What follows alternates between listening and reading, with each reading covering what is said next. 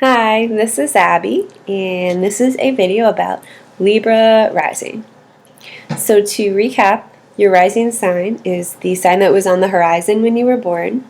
So you have to know your exact time of birth in order to calculate it.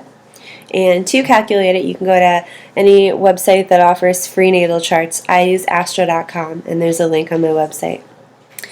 So the rising sign in general represents how you were raised in your family, what expectations were put on you, and the role you played within the family unit.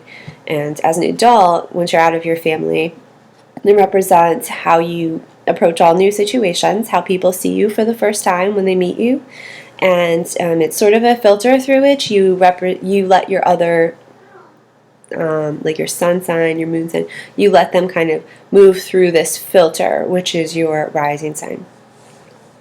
So if you have a Libra rising, you're lucky, but you also have big responsibilities on your shoulders because in childhood, Libra risings often are the mediators between parents because Libra is a mediator.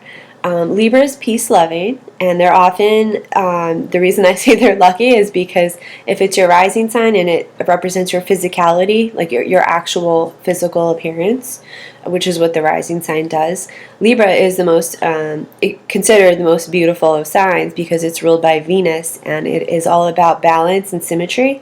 So, Libra risings always have something pleasing about them.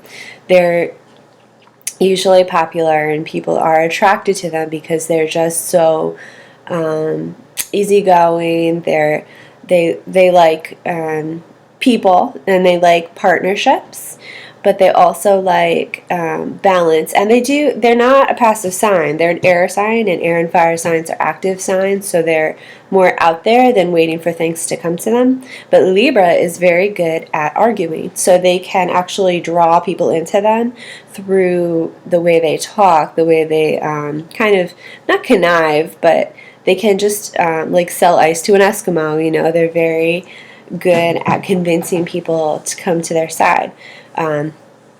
Likewise, they can never make a decision because they always have to weigh pros and cons, pros and cons. It can take them forever to make a decision, and that can be very debilitating for anyone with Libra, I could imagine, because it's got to be like, just make a decision already. It's too hard to wait a month to buy, a bike or a car. So anyway, Libra rising in the family, again, was a mediator. So they learned to be the peacemaker. So oftentimes it's between two parents who argue or just don't see eye to eye. The person with the Libra rising in the family is the one to be like, well, I think dad means this. And well, maybe mom wants you to do this. They're very, like, political. So they're really good at being diplomatic between people that aren't seeing eye to eye, and that's how they learned to do that, is they had to in the family. That was their function. Some Libra risings didn't really have to mediate so much as they were just expected to be like the easygoing, like pretty ones. So they just grew up being like, okay, I'm just gonna go through life, and the way I approach situations is I'm there and I'm pleasant and I look good and I am socially graceful. My cats are fighting now. Neither of them have any Libra in them.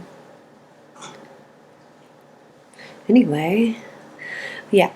So like I know a Libra rising who is a Gemini, but she's really like the center of the family. Like she has to reach out to this person and that person and be like organizing holidays because people live far away. Like she's just the one, and she's told me, it's kind of a burden that nobody else sort of picks up the slack and kind of helps, but at the same time they all expect her to be the one to do it, so it can put a responsibility on you that you might not be comfortable with, especially if you don't have a compatible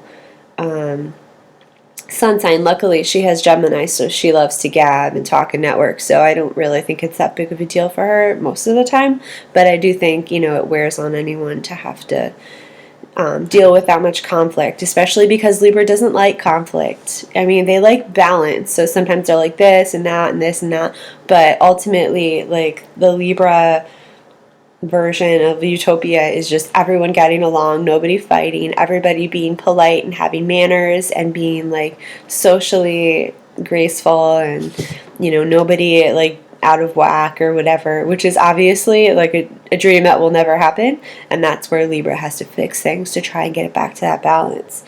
So that's the essence of a Libra rising. And again, they can be tall, but not necessarily, but they often have very symmetrical features that make them pleasing to the eye, which is good, because that's kind of their whole purpose, is to make things happier and more balanced.